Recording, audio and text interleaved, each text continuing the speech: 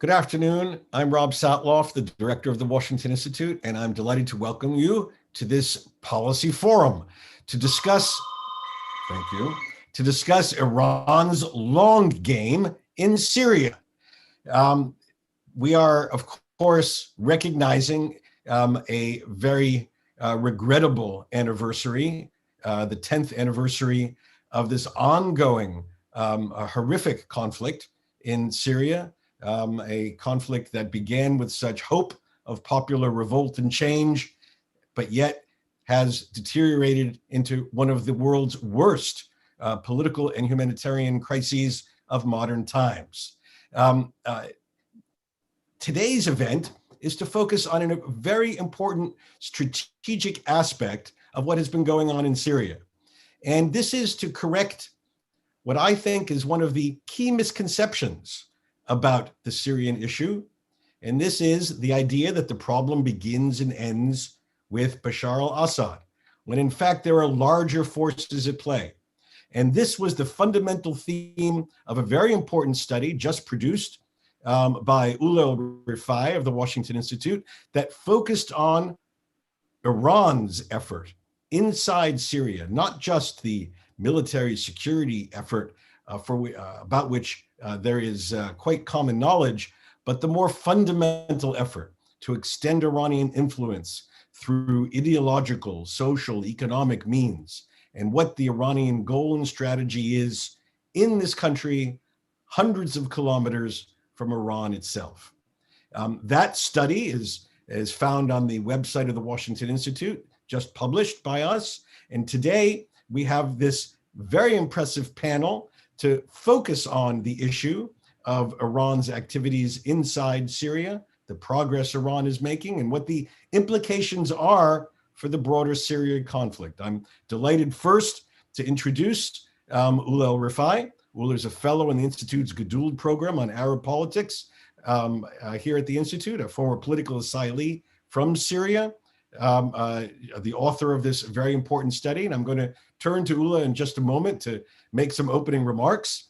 And then I will turn to Dr. Nakissa Jahanbani from the West Point Combating Terrorism Center, an assistant professor in the Academy's Department of Social Sciences. Very delighted that you're with us today. And then I will turn to our own Mehdi Khalaji, the Institute's Libitsky Family Fellow, an expert in Iranian politics, society, and strategy.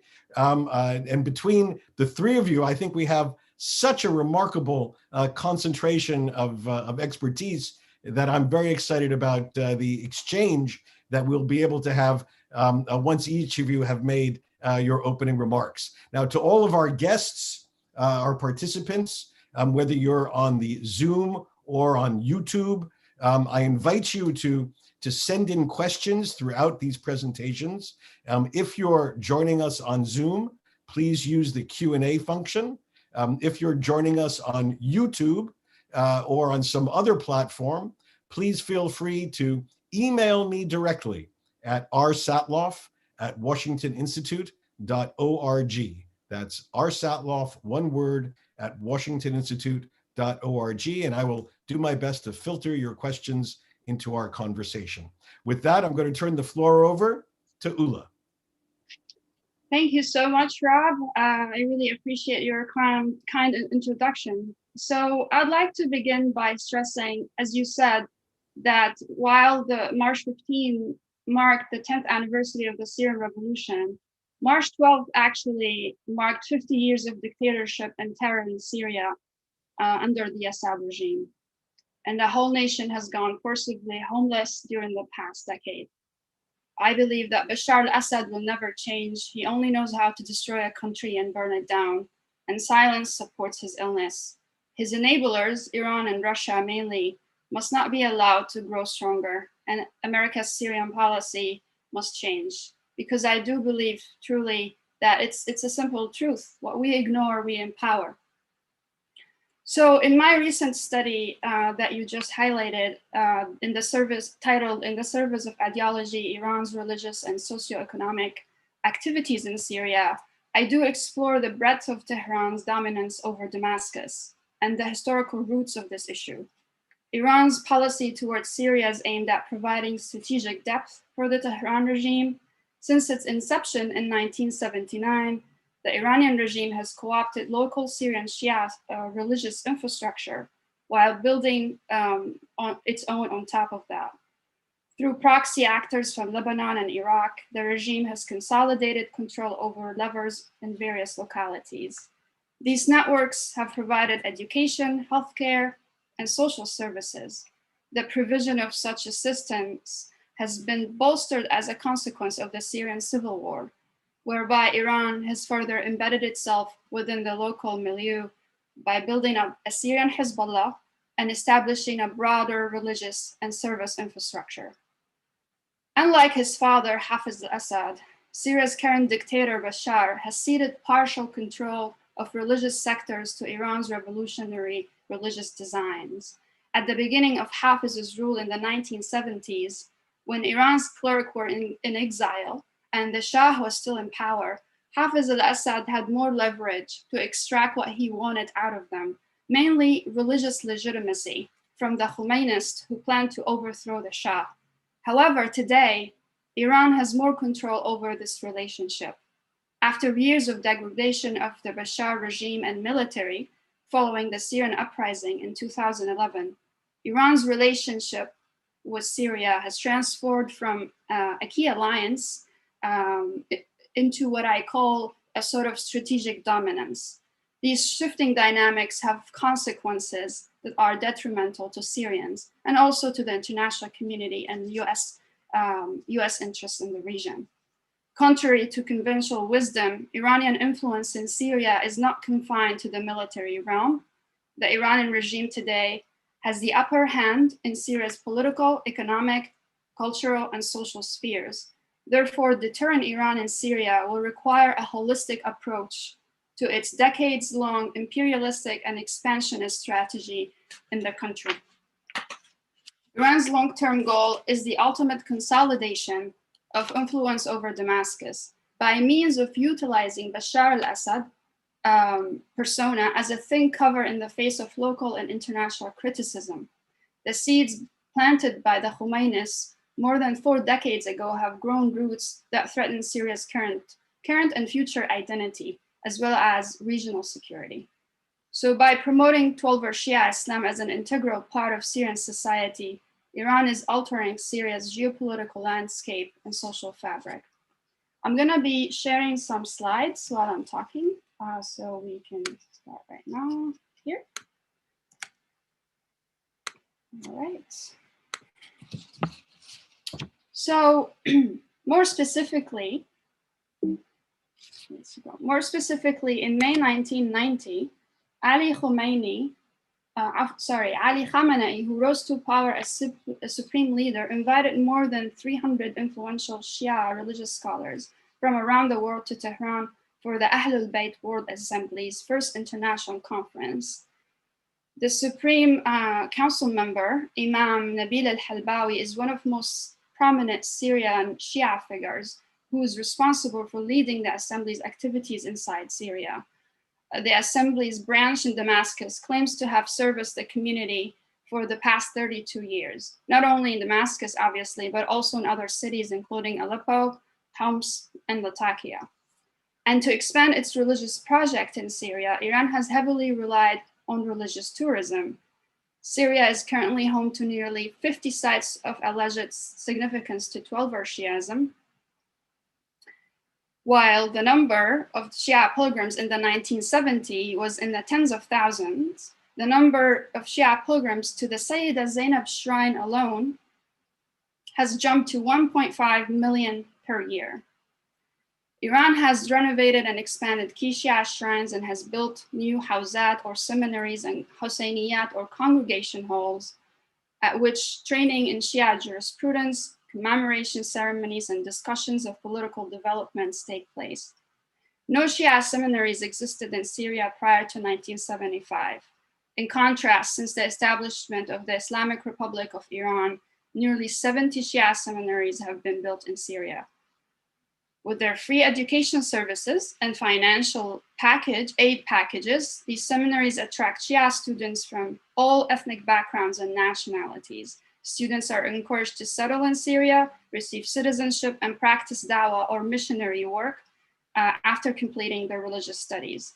The seminaries operate under direct supervision from the Iranian regime, and in many cases, these seminaries are not registered with the Syrian Ministry of Religious Endowments. Thus, Iran often has complete liberty over the mission and design of the curriculum.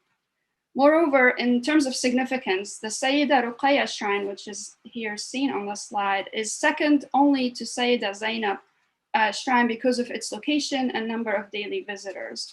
Ruqayya was Imam Hussein's youngest daughter. Iranian business people, with the blessing of Hafiz al-Assad, began buying properties around the alleged Syrian tomb in early 1980s. Most recently, though, the IRGC has turned the area around the shrine into what local activists describe as Iranian settlements. The shrine of Ain Ali in Deir ez-Zor is an example of the placement of new Shia sites on or near older holy monuments previously established by Sunni dynasties. Local reports also indicate that as of December 2019, the shrine of Ain Ali is guarded by 20 militia men who are also members of Harakat Hezbollah Nujaba, Iran's militia proxy group from Iraq. There is also on the slide Al-Nuqta al-Mashhad al-Hussein in Aleppo city.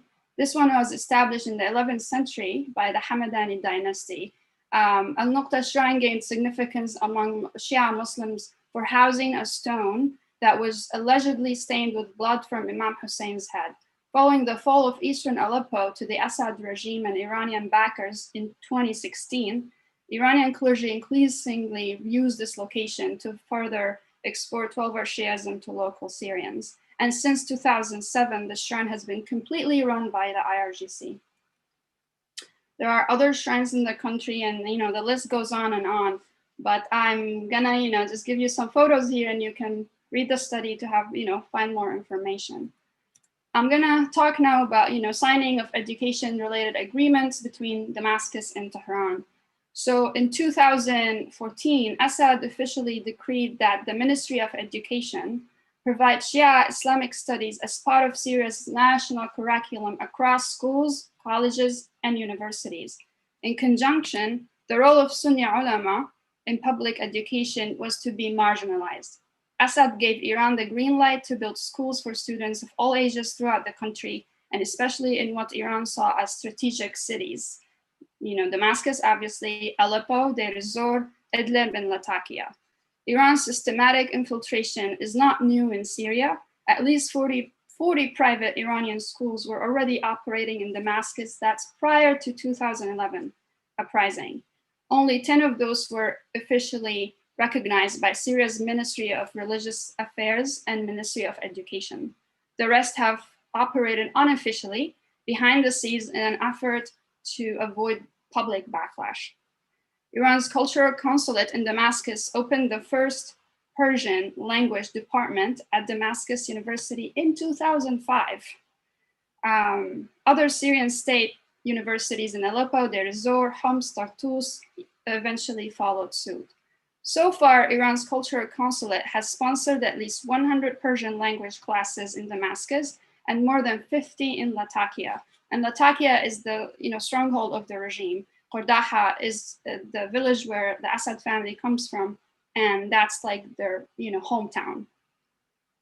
Hundreds of Syrian students in all grades have been traveled to Iran in pursuit of attractive academic scholarships.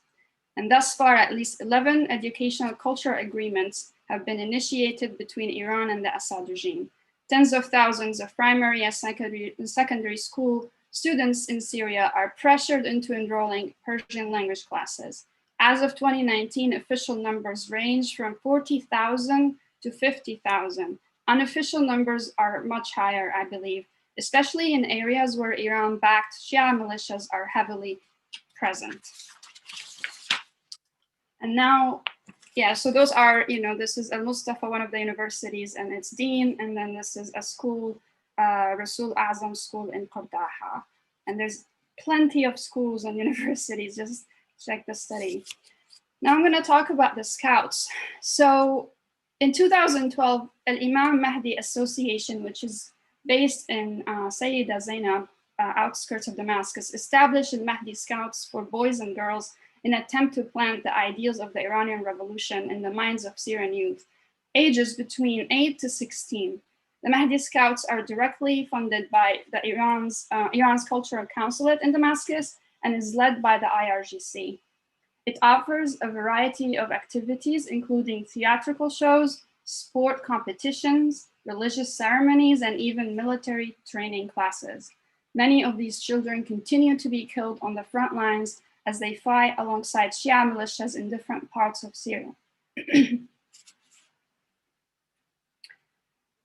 Kashafat al-Wilaya is another Sayyida Zainab-based Scouts organization for also boys and girls. It dates back to October 2014 and carries out activities similar to those of the Mehdi Scouts. In addition to recruiting child soldiers, these groups are notorious for trafficking young girls and forcing them into to become child brides. And now, infiltration through aid and infrastructure. Iran's military presence in Syria really helps to fortify its long-term socioeconomic plans and projects for decades to come. Under the cover of cultural relations and charity, Iran over the past decade has expanded its roots in Syria through infrastructure projects, including not only real estate, hospitals, and hotels, but also communications, electrical infrastructure. It also sponsors security, information technology, agriculture, water, gas, oil, food, and beverages, and other sectors. Iranian charities and associations are moving into war-torn areas of Syria to buy off locals, offering financial aid, food, medicine, and other supplies. And many of those locals, they are cash-strapped and they have no other way, but to submit. Iran's Ministry of Roads and Urban Development has even entered Syria's housing market by pledging to build an initial 200,000 residential units in Damascus and major strategic cities, including Aleppo, Deir Zor, Homs, and Raqqa. Iran also targets Alawi majority cities and towns, including Qardaha, as I mentioned, the hometown of the Assad family, for real estate and investment purposes by co-opting local Shia businessmen, public figures, and imam.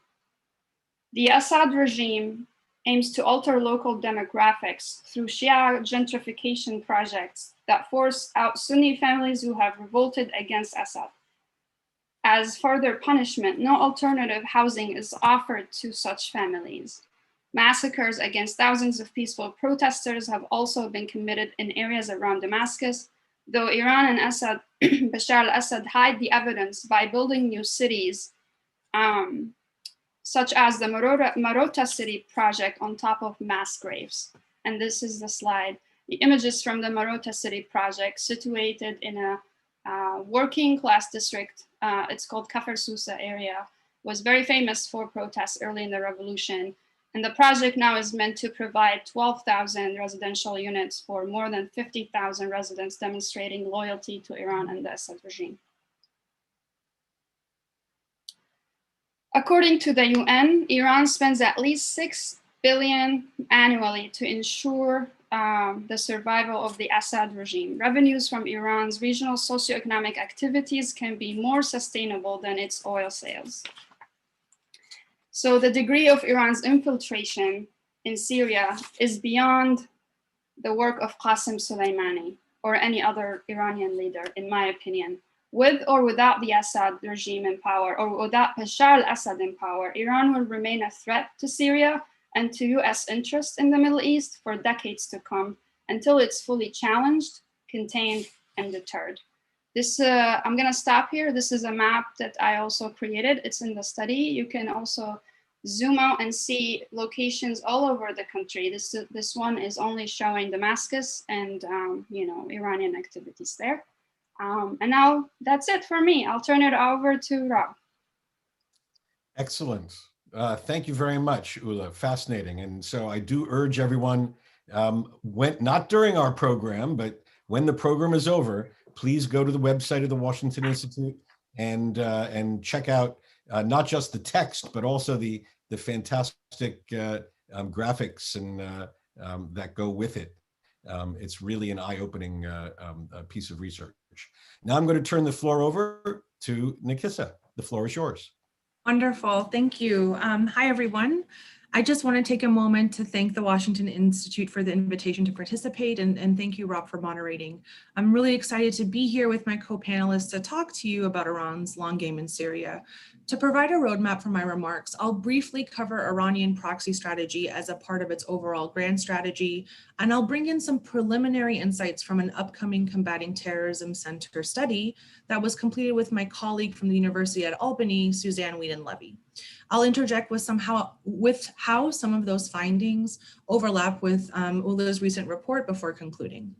I just want to preface this portion by saying that this is a really crucial time to be having this discussion, not just in the context of Iranian proxy activity, but also in its direct engagement more generally. As many of you are aware, key points along the Iraq-Syria border remain a stronghold for pro-Iranian forces, and even as recently as last month, there were reports of movements of militia, Hezbollah, and IRGC fighters to eastern Syrian outposts in Abu Kamal and Raqqa, for example. Yes, understanding the sort of tactical aspects and these movements is important, but what is often overlooked in these contexts is the soft power elements. So how is Iran embedding itself in religious and cultural institutions? What demographic changes is it enacting?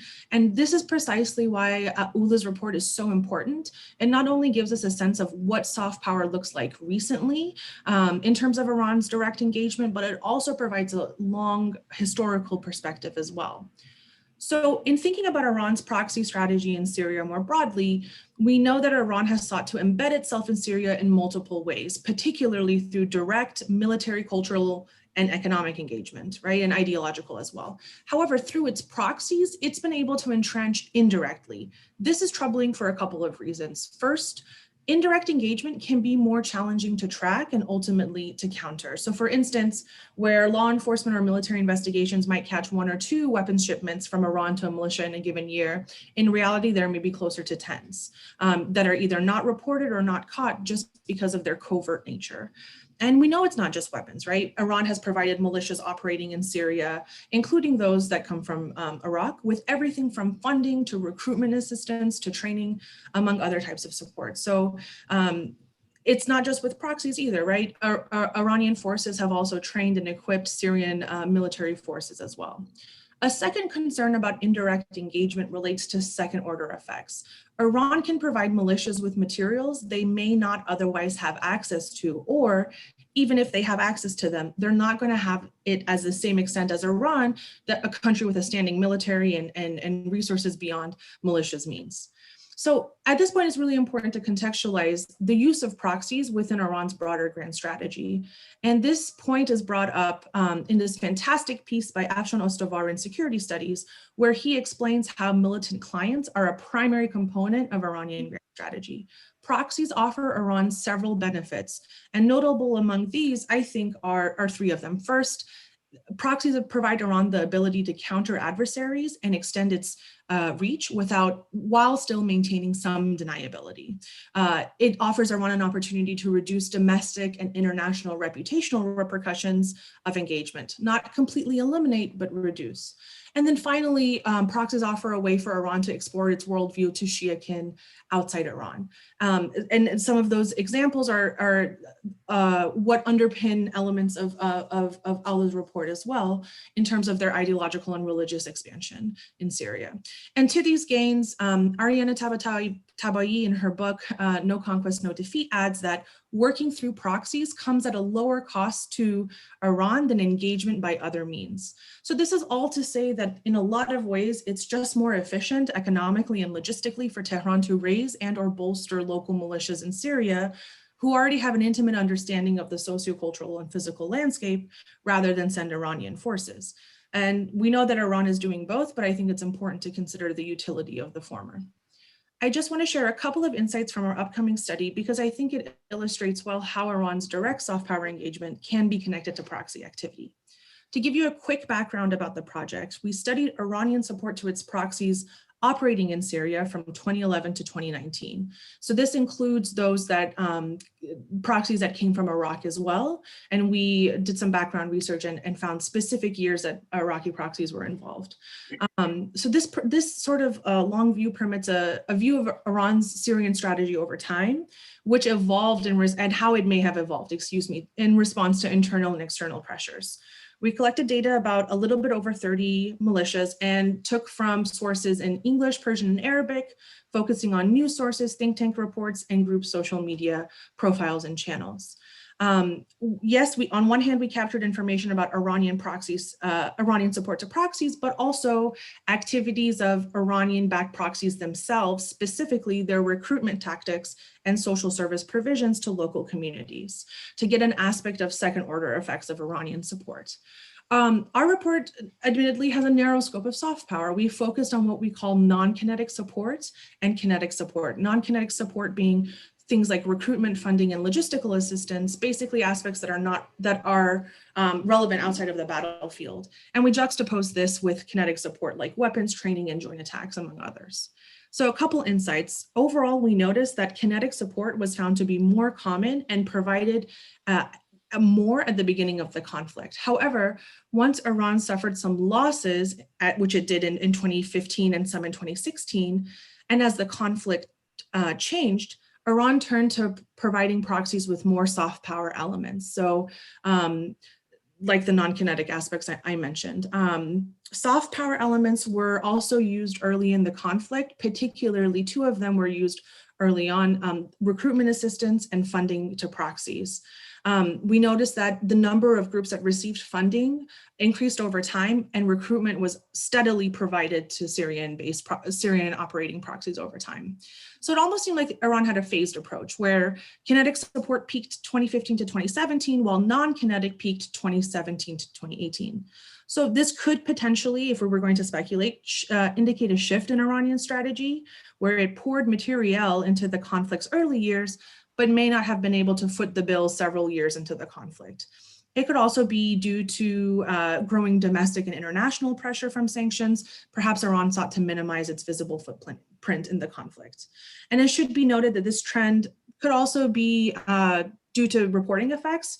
It could be that indicators of non-kinetic support were not as visible early in the conflict, but once analysts and local sources knew what to look for, it was reported a little bit more towards the end.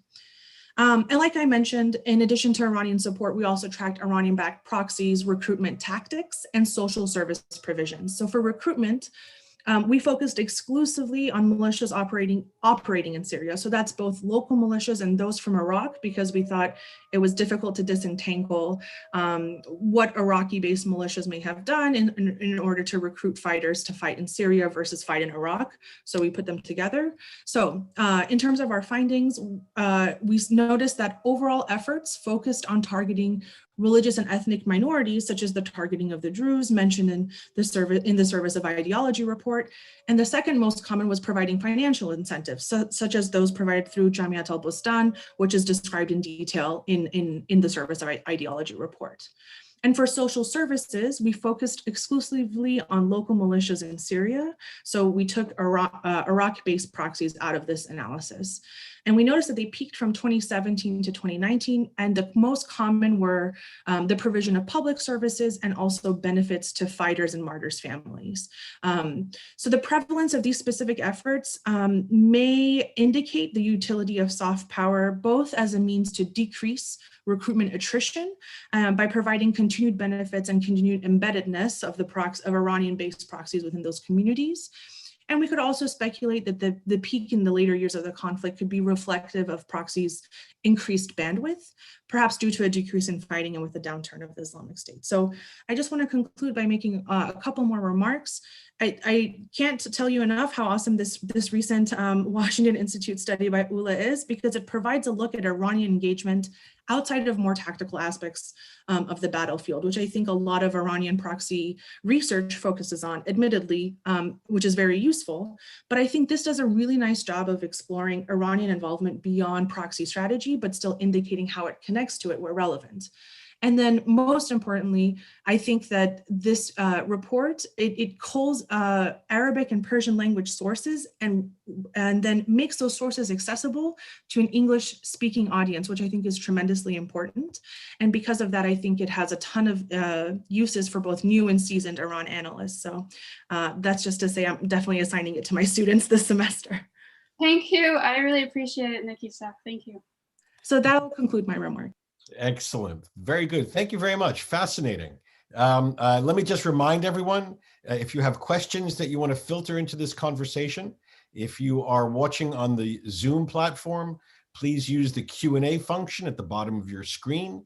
If you're watching on YouTube or another platform, please send an email directly to me at rsatloff@washingtoninstitute.org. And now, having heard from Oula and from Nakissa, we're going to turn to Mehdi. Mehdi, the floor is yours. Thank you very much. I'm trying to speak about why Syria matters for Iran. Sorry. Iranian regime is a totalitarian system, and one of its main elements is expansionism. Khamenei's slogan is national unity and Islamic solidarity. And as you know, in the official media, Khamenei is called the leader of Muslim world. So Hannah Arendt, the German philosopher and political theorist, has a very interesting article called Hungarian Revolution and Totalitarian Imperialism. In that article, she tries to distinguish between two kinds of expansionism or imperialism. She says that the totalitarian expansionism is different from 19th century's colonial expansionism of European states or capital imperialism. It is a new kind of imperialism developed out of the totalitarian form of government. And what are the differences? There are several differences, but one of them is that imperialism was the result of nation states' attempt to prove itself equal to the demands of modern world market, while totalitarian systems do not define themselves as a nation state. It's very clear about Iran when it comes to Iran. We have repeatedly heard from Iranian officials that Syria is one of Iran's provinces. So unlike imperialist expansion, totalitarian expansionism is always prompted not by economic motives, but by political and ideological motivations. Totalitarian systems continue their expansionist efforts even if it costs them immensely and damages their economy, their national economy. So to elaborate on this, I would like to quote Mohammad Hassan Akhtari, Iran's ambassador to Syria from in two periods, 1986 to 1998, and from 2005 to 2007. He is the Supreme Leader's advisor on Syria, so he's a very important person. He had given an interview recently to Iranian media. He says that, so he's a very important person, very close to Khamenei and one of his confidants on, when it comes to the Syria and Arab world. He says that Ayatollah Khomeini, the founder of Islamic Republic, had special attention on Syria. But Syria file was in the hands of Ayatollah Khamenei since the beginning, since he was the president, since 1980. And he was the highest executive authority when it came to Syria. It's very important. I didn't know myself that even before he becomes the supreme leader, he was in charge of Syria. And he says, he talks about the Mehraz. He talks about the, sorry, my son's phone is connected to my computer. Regarding the ideological significance of the Syria for Iran, he says that it was very important for Iran to prevent Iraq from portraying the war as Iran versus Arab war. So Syria helped Iran to maintain its claim for exporting the revolution and leadership over the revolutionary Islamic discourse. So Assad broke the idea, the Hafiz al-Assad broke the idea of the Arab unity and pan-Arabism by its relation with Iran. And it goes back to pre-revolution era when Hafiz al-Assad was helping anti-Shah militia with the military training and financial support. And finally, he says that Syria was the most anti-Israeli force in the region, and therefore an anti-American force. And it was highly important for Iran to make an alliance with it. So my conclusion is that Iran's regional agenda is mostly driven by its ideological motivation. An Iranian regime defines its strength by its supremacy over the Middle East. Therefore, opening the doors of economy to Iran doesn't necessarily lead to a normal government and a stronger nation state, but rather to an Iran who is more encouraged to intervene in the region and support anti-state forces who can destabilize the region and harm the interests of the United States and its regional allies. I stop here. Fascinating, really interesting. Thank you very much, Mehdi. Thank you to all of you. Your remarks have triggered a bit of an avalanche of questions that I'm getting both online to my phone and to the Q&A function. And so let's go to some of those questions that have been provoked by your remarks. Lots of people want to know, I guess, the obvious, which is how successful has the Iranian effort been, and the gauge that most people are asking about has to do with conversions. So do we know anything about the extent to which Syrians have converted to 12er Shiism as a result of, or even if we can't draw the exact correlation, but do we know anything about the numbers of conversions during the period of Iranian attempt to expand its influence in Syria? Oula, we'll begin with you. Yeah, sure. Actually, I discussed that in my study. So there's a lot of details on these issues. But I can tell you, we don't know exactly the numbers, but estimates recently in the past 5 years or so, around like 8,000 to 10,000 conversions, and mostly around Damascus because of the shrine of Sayyida Zainab and Sayyida Ruqayya, and also in Deir ez-Zor. It's a strategic region for Iran. So those are the numbers that are coming out from activists on the ground, and NGOs and so forth. But I think the numbers are higher. The problem is whether locals convert or not. They have no other option but to submit, as I said, because these people are impoverished. They're poor. They are in war-torn towns. They have no other outlet to survive. So when the IRGC comes in and offers food and medicine and financial aid and everything, what could you do? So that's the situation, which is very unfortunate. And I think there is another element, which is taqiyya. And it is very true about the influential people. Influential people who cannot publicly announce that they have been converted. So they convert hiddenly. So they are covert Shia.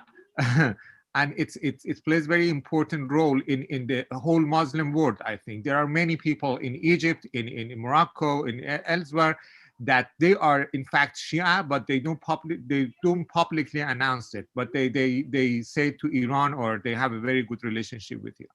And that's exactly why we don't know exact numbers. So I totally agree with Mehdi. Yes. Yeah. Fair enough. Are there any other sort of indicators of the sort of ideological success of the Iranian effort? It's one thing for people to accept, food and shelter, and that's a purely rational thing to do under difficult circumstances. But are there any indicators that we can have of the depth of success of Iran's effort to spread its ideology? Well, if I may say, in my opinion, as I talked about the scouts and the children, I mean, they are investing in the future generations. These children are growing up, learning and living, and even traveling to Iran for, you know, Shia studies and on, you know, very competitive scholarships. So they are raising a generation of Syrian children that are going to be very committed to the Iranian regime. So that's by itself is a whole, you know, problem, in my opinion. Another example that just came to my mind, and I also discussed in the study, is that in Deir ez-Zor, for example, the IRGC has forced and pressured local imams to pray, you know, to do the call to prayer in a modified call to prayer according to the Shia creed. So that's another, you know, example. And then these imams who refused to do it were punished by jail. So the fact that there is that kind of level of top-down trying to enforce and impose, I mean, people are gonna be affected. People are going, their children are being affected by it, whether they like it or not. Yeah. Okay, thank you. Sorry. Yes, please, Nakissa. I can speak to this a little bit, and not to the same detail as my co-panelist, but in the context of proxy recruitment, like I mentioned, one of the most common recruitment tactics was targeting religious and ethnic minorities, and part of that was that we saw some instances in which Oula mentioned in the report as well of proxies offering constituents or fighters better benefits if they converted to Shiism, and so exactly more money, and so it affected their livelihood and their salaries and so forth, and so just an aside to mention. Yes, definitely. So if just to follow up on Nakissa's point, and I also discussed that in the study. So those fighters who are, you know, they describe those pro-Assad, you know, or fighters from the Assad regime, you know, some of them are saying this Assad system is very corrupt and bankrupt and corrupt, and nobody's paying us and we're dying on the front lines. So the IRGC and the militias, they come in and they offer these, you know, up to $200, $500, which is a lot of money for these areas and for these people,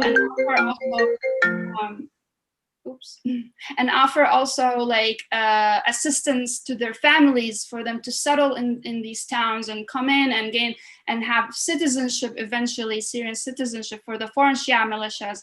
So there's a lot of there's a whole holistic like approach that they are enforcing.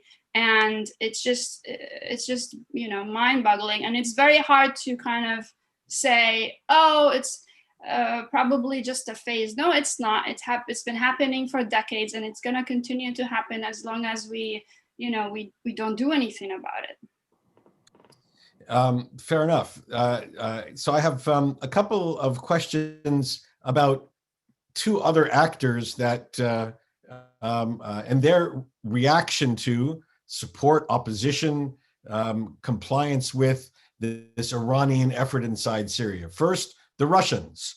Are they standing idly by? Do they have a view of this expanded Iranian social, economic, political influence inside Syria? Any comments? I can say a few words. So there is a small policy watch that I published on the Russian-Iranian tension in Deir ez-Zor, and you know, a few months ago, and that exactly shows how there is this competition between Russia and Iran. But the issue is that Iranians are on the ground, like infiltrated within the social fabric, the Iranian regime and their militias and so forth. The Russians are more thinking of strategic, like, you know, influence. And they get involved, but also they're kind of letting Iran do what it's doing, because that's also benefiting the Russian agenda in so many ways. So this is what what I can say about that. But everybody should read that policy watch that I published. Okay. Any other comments on this angle? I think as long as Iran is trying to threaten the interest of United States and Israel in the region, Russians are happy with that. So they don't feel that they need to compete with Iran. Let's Iran spend money, go on the ground, and sacrifice lives and pay the cost. That's fine. That's totally good for Russians, and Russians believe that they benefit from that. But when it comes to specific things that they feel that they compete with Iran, or Iran wants to defy the authority of Russia, so they get angry. But they have. It's true about the whole region. Iran's influence in the region, in general, is beneficial for the Russians, because in general it's anti-American. It's generally it's anti-Israel, and that's fine. That's totally fine for them. Yeah, exactly. Oh, sorry. Go ahead, Nakissa. Sorry. In the context of proxy support, I just want to echo what my co-panelist said, that Iran and Russia seem to have a lot of overlapping interests, right? But ultimately, Iran seems to be intimidated by Russian influence in Damascus and wants to take measures to be able to quell that. In the context of proxy support, we found some evidence, even though we didn't systematically collect it, we found some evidence that Iran and Russia actually support similar militias, one of those being Liwa al-Imam al-Bagir, which almost exclusively recruits from a specific tribe, but also in neighboring areas. So I found that interesting. Very good. So the other actor people are asking about are Assad and the Alawites. Are they merely passive actors in this expanded Shiaization and Iranian expansion of Iranian influence in Syria, or is there some rumbling within the Alawite community, or any blowback at all to this among this leadership group? Yes. So again, there's a lot of in-depth information about that. The Assad regime, Bashar al-Assad himself gave Iran the green light to do what it wants to do in Latakia. And that has been the case for the past decade, at least. Even Rami Makhlouf himself, Assad's maternal cousin, who used to run Jamaiyat al-Bustan, and now Asma al-Assad took over this past summer. This Jamaiyat al-Bustan was intimidating people in the Alawi community to kind of force them to, to submit to the geostrategic goals of Iran and the Assad regime. Because Assad is, for him to survive, he needs to do this. For him to survive, he cannot push Iran out, and he doesn't want to push Iran out. The issue is he's trying to push these people who revolted against him, the Sunnis, out. So that's what's going on. And yes, there is some backlash. There is definitely backlash from local families in the Alawite community in Latakia about why we have to send our children to schools to learn all about Shiism, and this is different from our creed, culture, practices, and so forth. There was tension, but that was, those kind of issues that were rising, the regime cracked down on them for the most part. And also they gave no other option for children to go to school, but to these schools that are becoming co-opted by the Iranians and by the IRGC. So Rami Makhlouf plays a huge role in this issue in the coastal region, in the Alawite homeland. And not just him, there's a lot of figures that I mentioned in the piece, and their roles and how they're involved in all of this. So it all comes down to how Iran is trying to control the local dynamics in Syria, and how is that really what Assad needs to survive, and he's willing to sacrifice his own community for him to survive. That's something that we all know very well. He doesn't care about his own community. In fact, his own community has been a victim throughout this whole civil war. They're sacrificing their children. They're dying on the front lines. They are just victimized. And when there is a threat that comes from the Alawite minority in Syria, it's a huge threat to Assad himself. So he's gonna try to suppress that as much as possible. And that has been happening for all of, for a decade at least. Okay, very good. So a number of people are asking about the impact of maximum pressure or drying up of Iranian funds, and whether this has translated into any changes on the ground in how the Iranians are expending funds to assert influence in Syria. Do we see any evolution in the last couple of years in how the Iranians are going about their business in Syria? Does anyone want to answer that, or should I go? Okay. Well, the maximum pressure, I mean, briefly, from my own analysis and studies and what's going on, the Iranians are benefiting and they have plans long-term in Syria. So they're not looking at immediate revenues right now from their activities. They're looking at decades to come, 25 years from now, 50 years from now, and how they're gonna benefit. And actually their socioeconomic activities inside Syria are even beneficial for them, more beneficial than the oil sales that they have. They're also selling oil to the Syrian regime and benefiting from that. So, and also similarly, the Iranian regime does not care if they starve their own people in Iran and Tehran and other cities. If they care also about their strategic geopolitical agendas and what they want to accomplish in the region. So that comes at the expense of Iranians themselves that actually have expressed, a lot of people have expressed like, why are we involved in Syria? We need, our economy is suffering. So you know what I mean? It's just, yeah. I'll just stop here.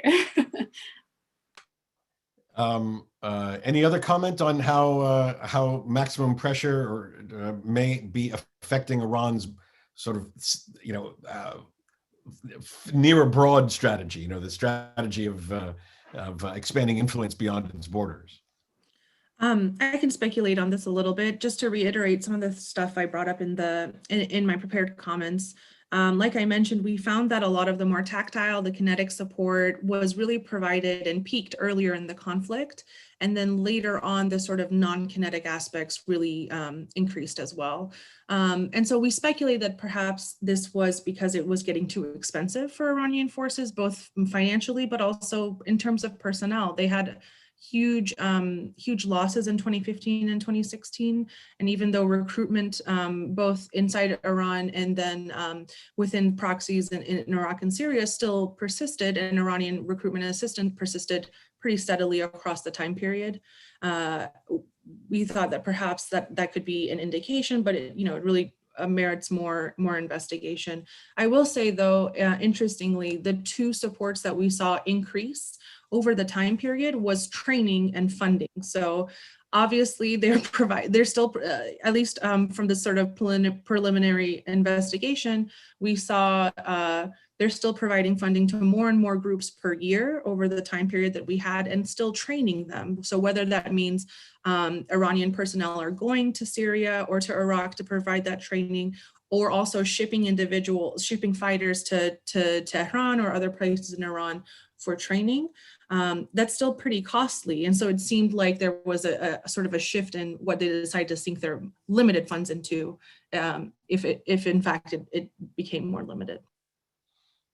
And if Yes, go ahead. Yeah, the maximum pressure has significantly affected Iran's soft war in general. An example is Iran's foreign broadcasting. For example, Iran used to have 27 radio and TV channels in foreign languages. But I think 2 years ago or 3 years ago, they reduced it to 15. And publicly, they said that because we don't have money. And it's very important that this maximum pressure significantly reduced Iran's effort in its soft war against United States and Israel. A related question came from a correspondent from the Wall Street Journal. Let me read it in its totality. Thank you for the presentation. One dimension you haven't mentioned so far is the changing dynamics of the Syrian war as the fighting winds down. Over the past year, we've seen thousands of Fatimiyun fighters return to Iran or Afghanistan, some because of COVID, some because of lack of salaries, but also likely some because there is less need for them on the battlefield as Assad recaptures much of the country. Could you speak a little bit about how you've seen Iran change its strategy in recent months? What are some of the most recent developments you can point to, either in the economic, security, or the cultural sphere? Question for the panel. I think actually, Nakissa, from the work that you've been doing, I think you might have better insight on this issue. But yeah, there is a decrease in the number. However, it goes back and forth in my opinion. So there's a decrease at some point and then they send more again. So it's very hard to tell, but I'll leave, Nakissa, I think if you don't mind answering. Sure, I can speak to this a little bit in the context of proxy support. Like I said, we overall saw a decrease in support in 2018 and 19, especially 2019, except for a couple types, like I mentioned, funding and training. In the context of the Fatimiyun, I'm working on a separate study that looks at the recruitment of child soldiers within the Fatimiyun brigades. And to reiterate what the question, yes, the Fatimiyun has been returning in droves to places outside of Mashhad in Iran, I think, and for resettlement, and they're also cashing in on some of the housing benefits that they were promised and stuff like that. It's difficult to know what this necessarily means in the context of economic and cultural engagement for Iran, and most of the stuff that I've looked at has been primarily observational, just because it's looking at a trend in data. But I think it's a really good question. I think it's really important to look at that right now, particularly with the contraction of the conflict and COVID, and then seeing how that could impact Iran's decision making in terms of where it wants to put its resources.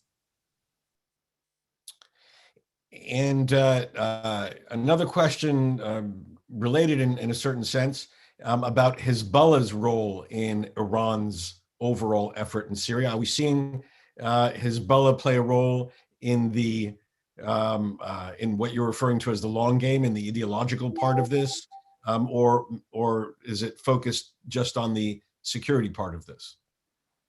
It's involved in both. It has been involved in both, and since the very beginning. So since 2011 at least. So yeah, I also discussed that in depth in the study. And it's Hezbollah, they're trying, when I was writing the study, I felt like Iran and Hezbollah, they're trying to kind of use the southern parts of Damascus, make it more of a stronghold, similar to what we saw in Dahia in Lebanon. So there's that too that we should keep in mind. So yeah, Hezbollah is involved in all of these things, like, wherever you see the Assad regime, you see Hezbollah. In our study, we actually we split out Hezbollah support to proxies from Iranian support, because we wanted to look at how they operate in tandem. And so we noticed a sort of division of labor, actually, in terms of at least in the security context, where Hezbollah was involved in more physical aspects, tactical aspects like training, and it engaged in more joint attacks with militias. While Iran, particularly the IRGC, was also involved in similar aspects, it almost exclusively provided logistical recruitment and funding assistance as well. So that division of labor was very interesting to witness. The last area of inquiry that I want to make has to do with what can be done to counteract this. What can outside forces, US-led, non-US-led, What can be done to fight against this attempt by Iran to expand its ideological, political, and social influence inside Syria? Well, obviously, airstrikes are not enough. Airstrikes, whether they're done by the US or Israel, I mean, they are helpful, but they're not enough. Because, as I mentioned, Iranian influence in Syria is not confined to the military realm. So there has to be, from the US government, has to be involved in countering all of the, counterterrorism, basically, programs. Supporting all the civil activists on the ground who are actually saying we don't want Iranians and our Iranian militias in our towns taking over. Supporting the freedom fighters and remnants of the Free Syrian Army who were for a decade saying this is, we are being marginalized and silenced and outnumbered. Supporting, citizen journalists inside who are breaking those stories and giving us access here to what's going on inside. So there has to be a holistic approach to deal with these issues. Economically, the US can be involved and help these areas that are impoverished and push Iran out. Socially as well. Introducing programs on democracy and reform, as I said, through NGOs, through different initiatives, and we are capable of doing that. And we should be, because otherwise, it's going to be too late if we wait longer.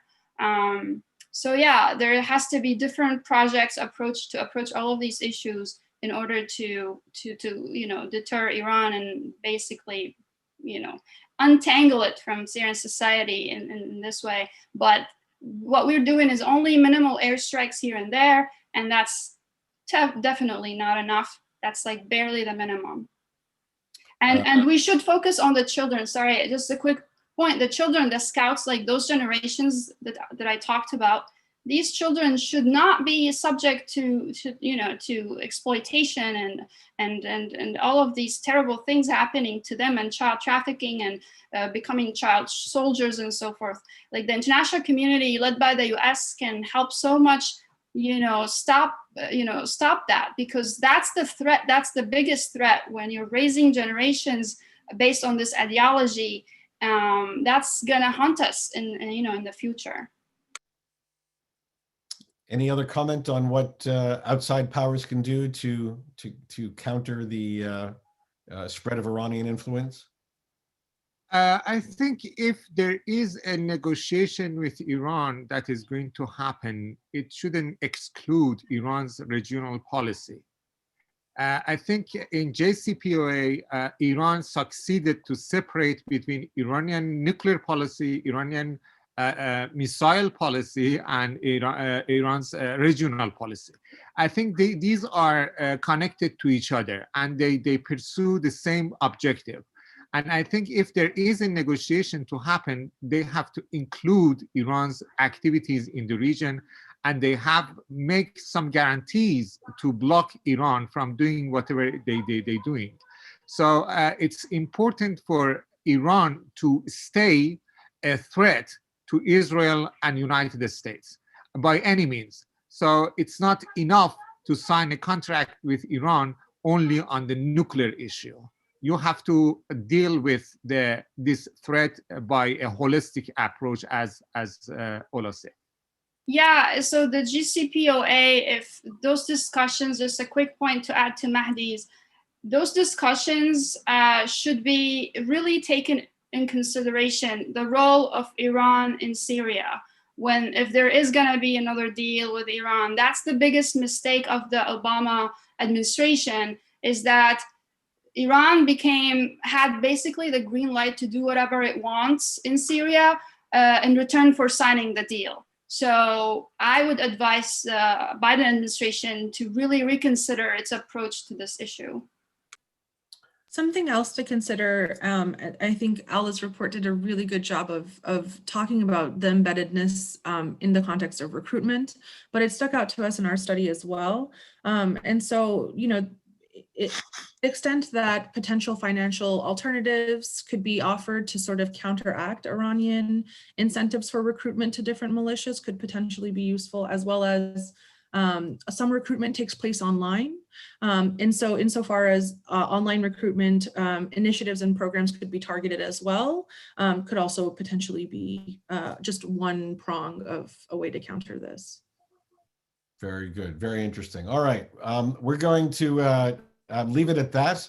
A fascinating set of issues, an in-depth report. I urge everyone to go to our website and read it. And when they're done with that, to go to the Combating Terrorism Center's website and read Nakissa's research, and then make sure while you're still on our website to read everything that Mehdi's done on this topic. So I want to thank you, Oula, Nakissa, and Mehdi, and I would thank you all for joining us here at the Washington Institute today. Have a good afternoon. Thank you so much. Thank you so much.